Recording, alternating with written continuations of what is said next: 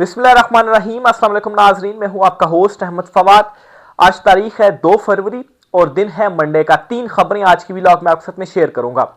पहली खबर तो यह है कि सुहेल आफरीदी और वज़ीर आज़म शहबाज शरीफ मुलाकात हुई है आज। इस मुलाकात की अंदरूनी कहानी आपके साथ में शेयर करूंगा जी कि सुहेल आफरीदी ने यह मुलाकात क्यों की है और मजीद भी कुछ मुलाकातें होंगी। इमरान खान साहब के हवाले से इसमें क्या डिस्कस हुआ, कुछ एक्सक्लूसिव डिटेल्स हैं। दूसरी खबर यह है जी कि ये जो रजीम है, ये फॉर्म 47 वाले हैं, ये बहुत बुरे तरीके से फंस गए हैं। शहबाज शरीफ ने कुछ दिन पहले ये जो स्टेटमेंट दी थी ना कि जब आप कर्जा मांगने के लिए जाते हैं तो बहुत सारी चीज़ों के ऊपर आपको कंप्रोमाइज़ करना पड़ता है और ऐसी चीज़ें भी करनी पड़ती हैं जो कि शायद आप ना करना चाहें। ये बात ऐसे ही नहीं की गई, ये बात इसी तनाजुर में थी जी कि आलमी सतह पर भी ये बहुत बुरे तरीके से फंस चुके हैं और जिस हिमायत की बुनियाद के ऊपर इमरान खान साहब के साथ जो जुल्म जो फस्तायत इनकी जानिब से किया गया ना, वो हिमायत भी इनके काम नहीं आ रही है। अलबत्ता ये जो खबर है वो अगर पाकिस्तान के हवाले से देखा जाए तो बुरी खबर है, लेकिन जब आप फॉर्म 47 के ऊपर मुसल्लत हों, नाअहल हों और सारी एनर्जीज आपकी ये हो जी कि इमरान खान साहब को हमने कैसे जो है वो अंदर रखना है, तो फिर इस किस्म की जो खबरें हैं वही आएंगी। बहरहाल ये बहुत बुरे तरीके से फंस गए हैं, इनको अब निकलने का रास्ता नहीं मिल रहा है और इंटरनली भी सूरत हाल इनके हाथों से निकलती जा रही है। इस पर कुछ एक्सक्लूसिव डिटेल्स हैं जी। एक बहुत बड़ी ब्रेकिंग न्यूज़ है, बहुत बड़ी डेवलपमेंट हुई है, आपके साथ वो शेयर करूंगा। और फिर जी इमरान खान साहब से फैमिली की मुलाकात और वकला की मुलाकात के हवाले से भी खबर है। परसों के व्लॉग में मैंने आपके साथ ये खबर शेयर की थी जी कि इस मंगल या आइंदा मंगल को इमरान खान साहब की मुलाकात करवाई जाएगी। इस खबर की अब तस्दीक हो रही है। 2-3 ज़राए से और भी अब ये खबर सामने आ गई है, इसकी भी डिटेल्स हैं वो भी आपके साथ में शेयर करूंगा। सबसे पहली जो खबर आपके साथ शेयर करनी है जी वो आलमी सतह से आते हैं जी कि बहुत बुरे तरीके से ये फंस गए हैं। पहले तो हम आते हैं जी कि डेवलपमेंट जो है वो हुई क्या है। पहले डेवलपमेंट की तरफ आप देखें।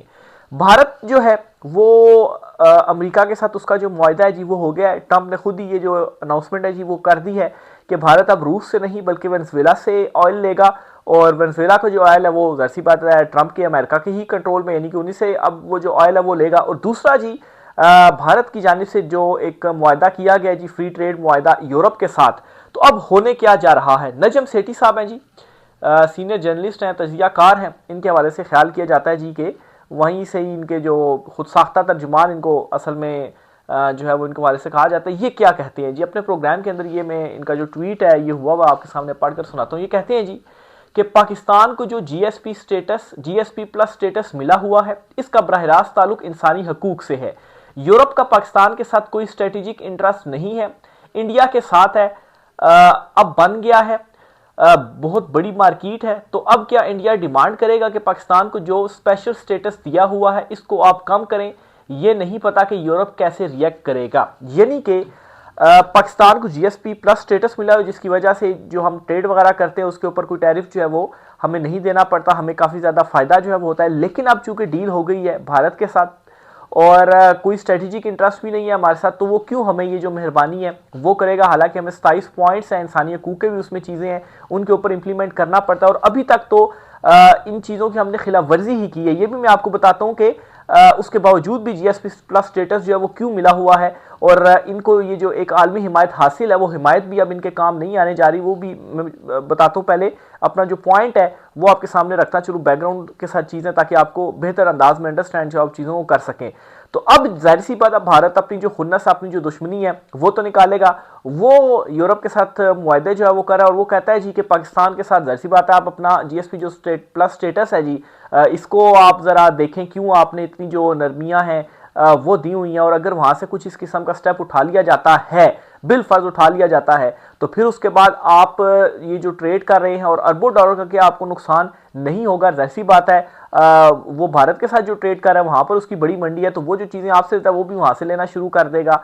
तो क्या होगा जी, ये मतलब है कि वैसे ही आप दिवालिया के करीब ही हैं, लेकिन इससे मजीद आप समझें आप दिवालिया ही हो जाएंगे। तो माशी जो सूरत हाल है ना वो आप देख लें कि आपकी जो ये खारजा पॉलिसी है ना, ये एक नाकाम खारजा पॉलिसी है कि आप मतलब है कि माशी सूरत हाल जो आलमी सतह के ऊपर भी आपने रिलेशन बिल्डअप करने थे ना, कि भाई पाकिस्तान की तरफ लोग आए, आप वो भी नहीं कर सके। हालांकि आपने अपनी जो सारी उम्मीदें थी वो एक ट्रंप के साथ ही लगाई हुई थी जी कि हमारे ट्रंप की अगर हिमायत है तो उससे हमारा फायदा ही फायदा हो जाएगा। लेकिन अब चूंकि ट्रंप की भी डील भारत के साथ हो गई है, हालांकि ट्रंप भारत को क्या ताने देता रहे जी, राफेल गिरा दी और बड़े beautiful new brand new planes जो है वो गिरा दी, उसके बावजूद भी भारत से डीले कर रहा है। मादनियात की कॉन्फ्रेंस हो रही है, आपको नहीं बुला रहा लेकिन भारत को जो है वो बुला रहा है। तो ये तमाम जो खबरें हैं ना, एक नाकाम खारजा पॉलिसी जो है वो इससे साबित होती हैं। अच्छा, अभी तक जो जीएसपी स्टेटस है ना, हालांकि इंसानी हकूक की वायलेशन सारे मामला वगैरह जो है वो चलते रहे हैं, लेकिन उसके बावजूद क्यों बरकरार रहा और अब जो है वो कैसे इनको जो लाले हैं ना वो पड़ गई हैं इस सतह पर भी, और एक बड़ी हिमायत इनकी जो है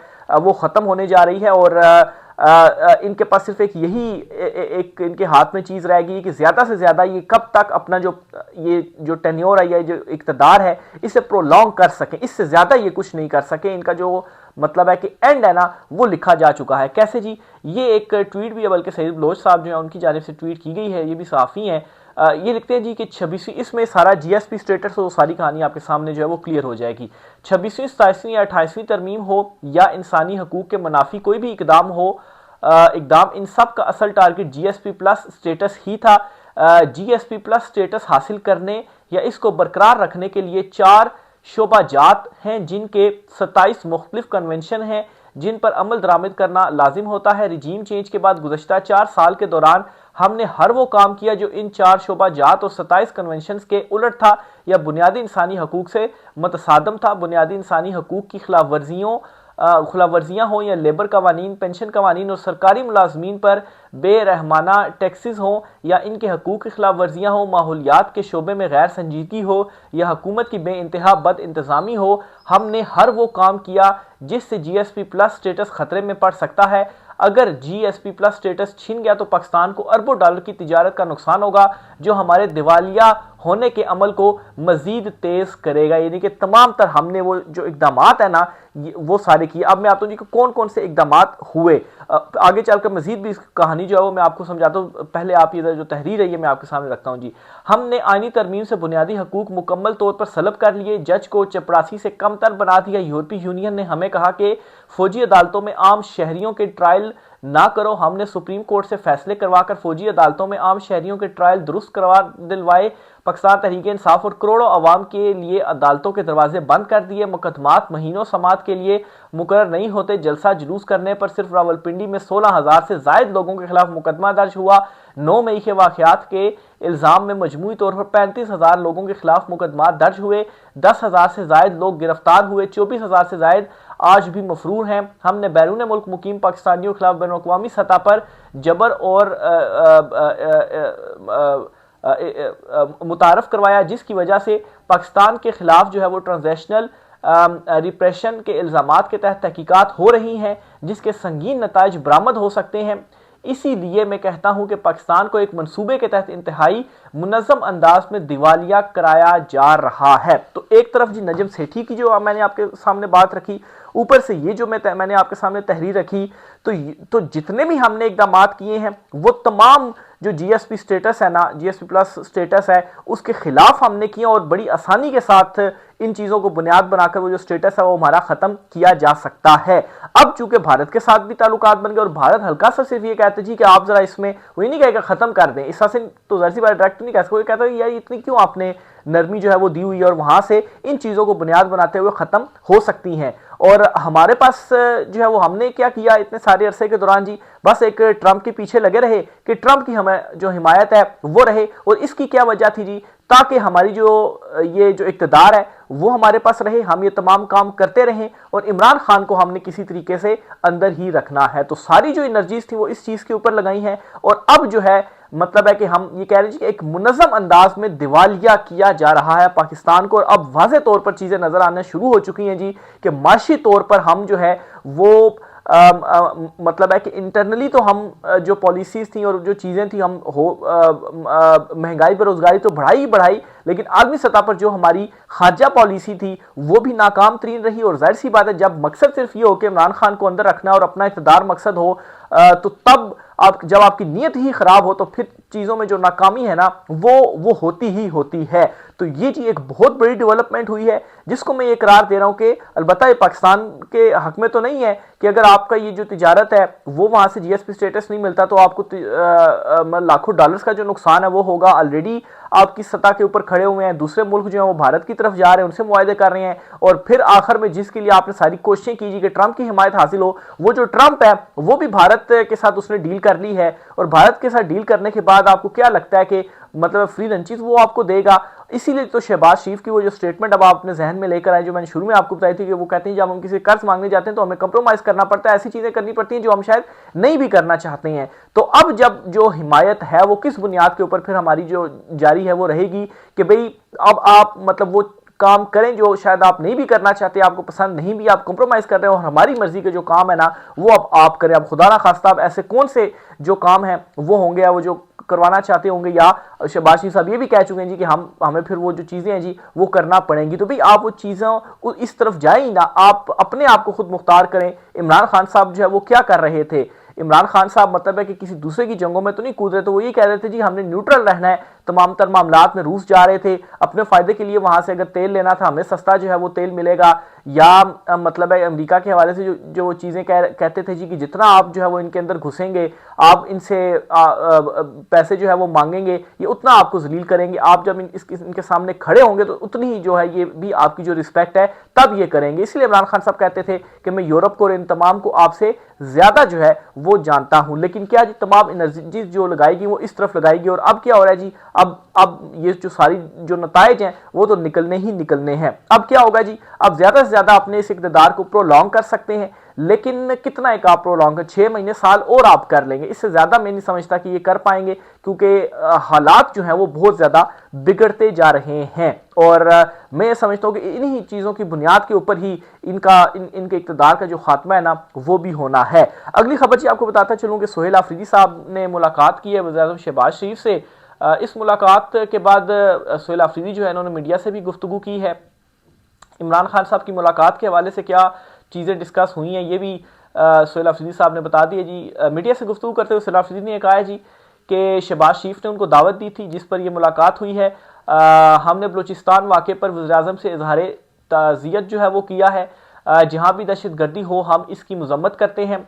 वज़ीर-ए-आज़म से सूबे के मसाइल पर बातचीत हुई। दहशतगर्दी के हवाले से मुश्तरका लाहे अमल पर बातचीत हुई। ज़म इज़ला में अब तक केपी हुकूमत 26 अरब रुपए लगा चुकी है। वज़ीर-ए-आज़म ने एहसन इकबाल समेत दीगर को हिदायत जारी कर दी हैं। कुछ जो है वो पैसे वगैरह थे, एक मिनट में देखता हूँ कि कितनी अमाउंट थी वो, बहरहाल कुछ अमाउंट थी जिसके हवाले से सोहेल आफरीदी ने वो मुद्दा उठाया, और इस पर जी वज़ीर-ए-आज़म ने हिदायत जारी की हैं एहसन इकबाल को कि वो मीटिंग करें मुज़म्मिल असलम से, और फिर उसके बाद ये जो पैसे हैं वो जारी किए जाएं। तो बहरहाल देखें ये जारी होते हैं नहीं होते, कब होते हैं, क्या मामला होता है जी। फिर इसके अलावा इमरान खान साहब से मुलाकात से मुतल्लिक कोई जो बातचीत है वो नहीं की गई। इस मुलाकात में इमरान खान साहब से मुतल्लिक कोई बात नहीं की गई।